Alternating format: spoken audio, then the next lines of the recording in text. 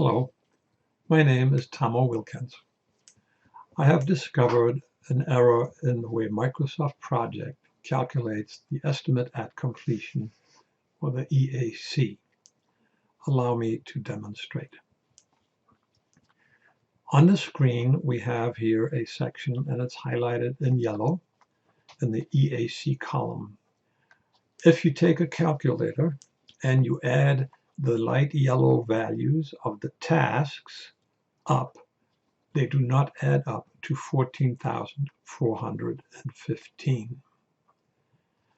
So I have created an Excel spreadsheet where we can manipulate the numbers a little bit better. And this here is where I have brought it up. You will notice that column I, the EAC, shows these values right here. And I'm going to highlight them in yellow to match what we saw in Microsoft Project.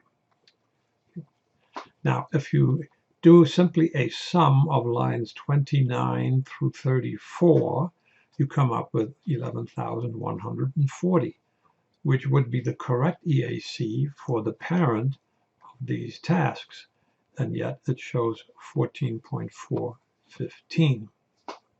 So how does this come about? A common practice is to calculate the EAC, and this is the default in Microsoft Project, to calculate the EAC by this formula right here. The EAC is equal to the BAC divided by the CPI, the Cost Performance Index.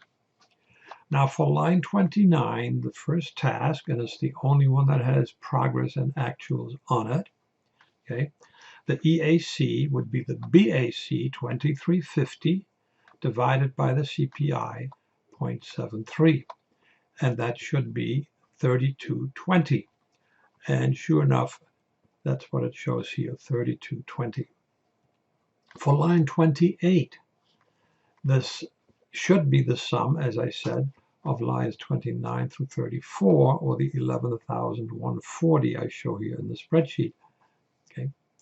Now, if I take the BAC on line 28, the 10,520, and divided by the CPI 0.073, I come up with 14,415.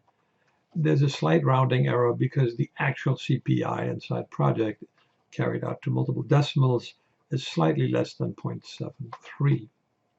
So it appears that Project calculates the EAC at the WBS parents by using the formula instead of rolling up the content of the children. And this, of course, is not correct.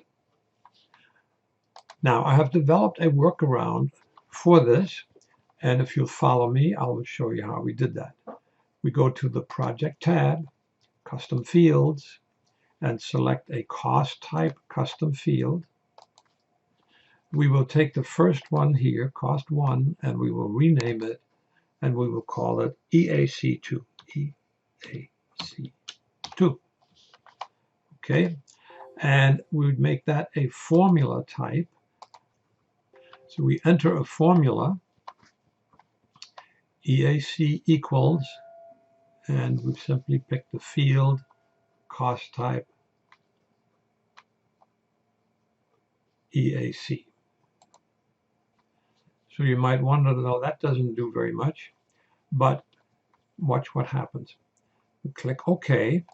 So right now we have simply equated EAC2 to be equal to EAC. The big difference is that when we roll up that item, we change the setting to be the sum, not maximum, but to be the sum. Okay, for cost 2, I'm going to click OK to save that. I'm going to go back and do custom fields, cost type, and this time cost 2, we're going to rename that one VAC2, because the VAC is also calculated incorrectly, because the VAC, and we again make that a formula, and the formula is going to be VAC2 equals, and we're going to take the baseline cost, we pull out the field, a cost, a baseline cost, and then the baseline the simple baseline cost.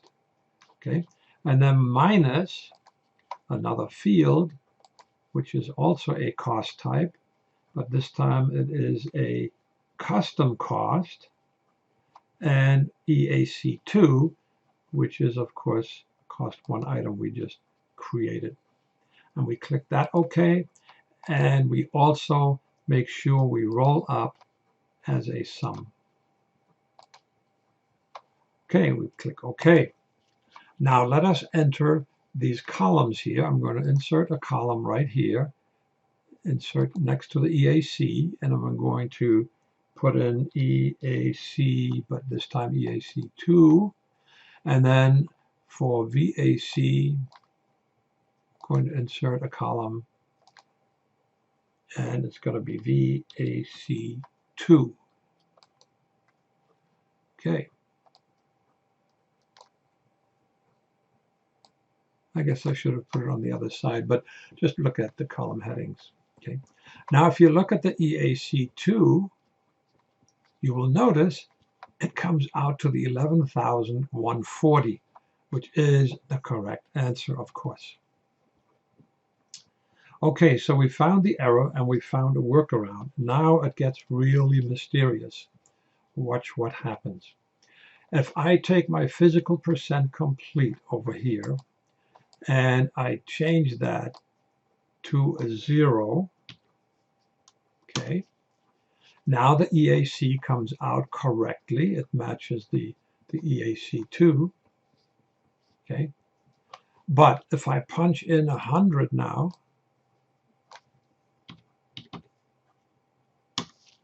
it goes back to the wrong value. This is driving me crazy. But now watch what happens. If I hit the undo key over here, I bring it back to 0, the number is correct, and if I now hit the redo, I don't believe my eyes, it goes back to 100%, but the EAC stays corrected. So now not only is the EAC incorrect, it is not even consistent. I no longer trust the EAC column, period.